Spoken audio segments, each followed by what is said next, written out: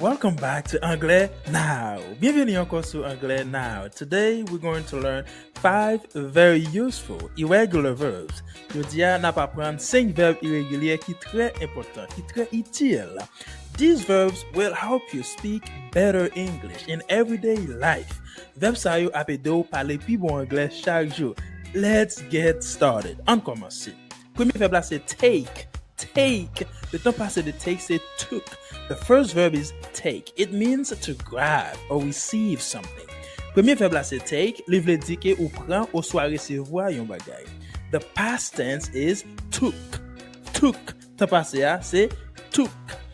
Par exemple, I took my keys from the table.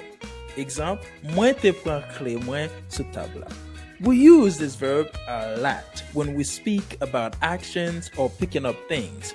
Nous utilisons verbe ça souvent. L'on a parlé de action ou du moins prend bagay. Number 2 is teach. To teach. It means to help someone learn. Deuxième verbe là c'est teach qui veut dire enseigner. Il veut dire que ou aider yon moun à apprendre. The past tense is taught. Taught. Temps passé c'est taught qui c'est enseigner ou bien apprendre. Par exemple, she taught me how to cook. She taught me how to cook. Li te enseigné kijan pou me cuire manger, kijan pou me faire manger. If you want to speak about learning or education, this is a must-know verb. Si vous voulez parler sur apprendre ou du moins éducation, ça c'est un verbe que vous devez connaître. The third one is tear. Tear, qui veut dire chirer. Okay, number 3 is tear. It means to rip something apart. Li veut dire que chirer yon bagay. The past tense is tore. Tore. Temps passé c'est tore. Example, I tore the paper by accident. I tore the paper by accident. Par exemple, moi te chiré papier soit par accident. Moi te chiré papier par accident. It's useful when you talk about damage or accidents. Verbe ça lui-même, li important peu, li utile lor parler de dommage ou du moins accident. Number 4 is think. Think. Okay? It means to use your mind or have an idea. Quatrième verbe là c'est think. Ça veut dire que penser ou du moins gagner une idée. The past tense is thought. Thought. Temps passé c'est thought. Thought. For example, I thought about calling you last night. I thought about calling you last night. Par exemple, moi te pensé relé ou hier soir. Moi te pensé relé ou hier soir. You'll use this verb all the time when sharing ideas and feelings.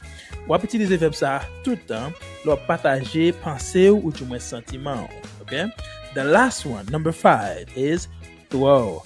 Throw. It means to make something fly from your hand. Dernier verbe là c'est throw qui veut dire voyer un bagay sorti dans main ou voyer un bagay aller. The past tense is throw. Throw.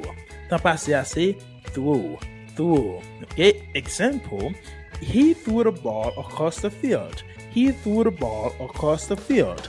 Il te voyer boule là à travers terrain ou bien il te voyer boule là l'autre bord terrain. It's a great verb when you talk about sports, games, or action. Li bon en pile ou parler de sport, jouet ou du moins action. Okay, let's review the 5 verbs we learned today. On revise 5 verbes que je vous apprends yo. C'est took, take, took, dans le temps passé, teach, taught, dans le temps passé, tear, tore, in the past tense, think, thought, throw, threw.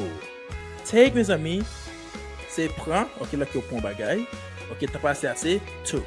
Teach, c'est là où enseigner un bagay, t'as passé assez, taught. Tear, c'est là où chirer un bagay, t'as passé assez, tore.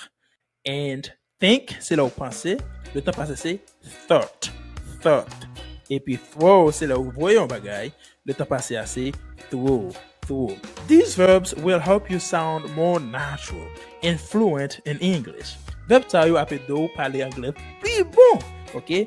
Ou plus sonner tant que natif. Practice them and use them every day. Pratique yo et puis utiliser yo chaque jour. Don't forget to like, subscribe and comment. Pas oublier pour que ou aimer vidéo et abonner et puis voyez un commentaire, ok? Thank you so much. Bye bye.